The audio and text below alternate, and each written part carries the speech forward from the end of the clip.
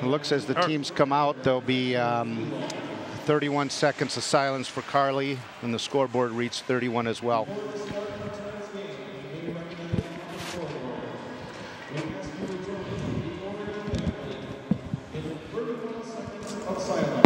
In recognition of the tragic loss of St. Louis Park Oriole Junior Varsity Girls Basketball player, number 31, Carly Christenson.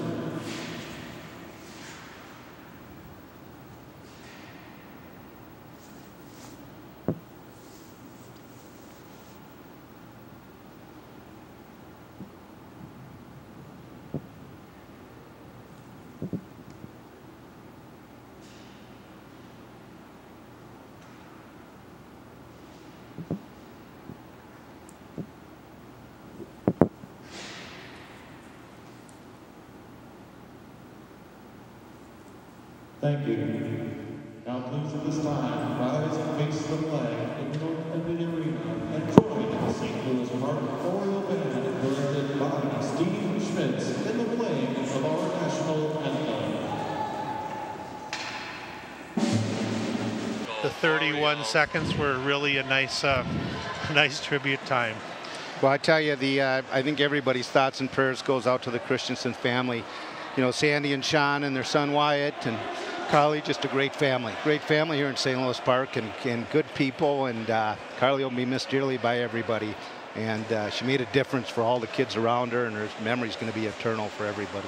And your daughter Elena, who's a 9th grader who suffered a lot on her own this year, is a real good friend, and let's hope that the Orioles can put forward a really good effort tonight to honor her memory, and as we get ready for other events tonight. So, well, and I want to give a shout out to Bays too, because Steve's, you know, you've been in the city council seat for a while, but you were on the Park and Rec Commission and did a lot of volunteering.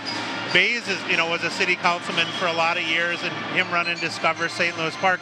I know this has been a rough time for John. We haven't even touched it, but you know, with his daughter Elena having her 3rd concussion, and then being such a good friend to Carly, John donates hundreds of hours to youth hockey and baseball, and you know, he has to sit up here and deal with me, which in itself is probably worth some time off. But tell us a little bit about what you got going there, John. Are you just Grizzly Adams?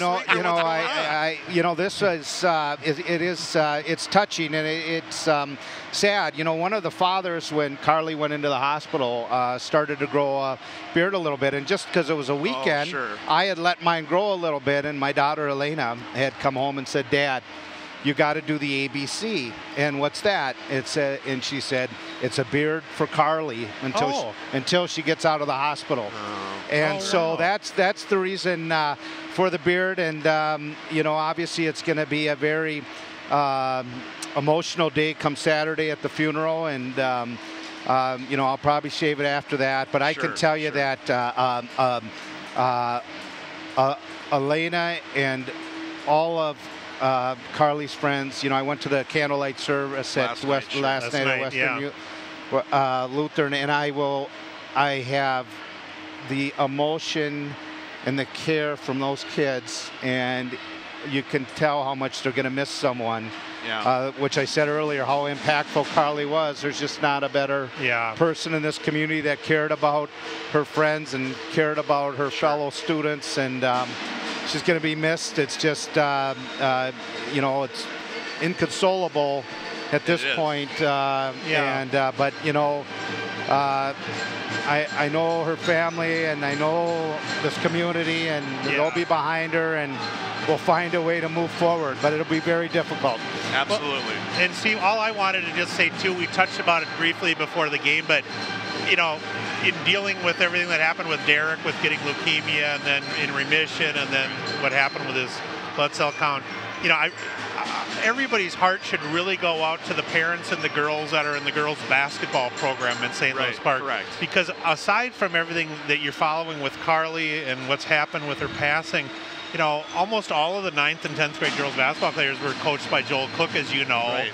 And then when Coach Hakeem decided to leave too, it's been about the most stressful 9 months anybody can imagine. So if you run into a girls basketball player or parent, make sure you give them a hug. Make it out to the game tomorrow if you can. I know the traveling program's having a big event, and I think they're going to have some little benefit for the Christenson family at the game tomorrow too, although I don't have that officially. So sure. So, and then special shout out to Donnie Williams, as if all this wasn't enough. Donnie had major reconstructive surgery on his foot and ankle on Monday. The girls hockey coach here, he saddled up for 6 weeks in crutches. I did visit with him last night, and he's chomping at the bit. But just make sure if you see him at the rec center, he doesn't swing that crutch at you, because he's a loose cannon. No, just kidding.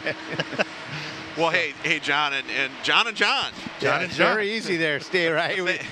Thanks so much for inviting me to chat real quick.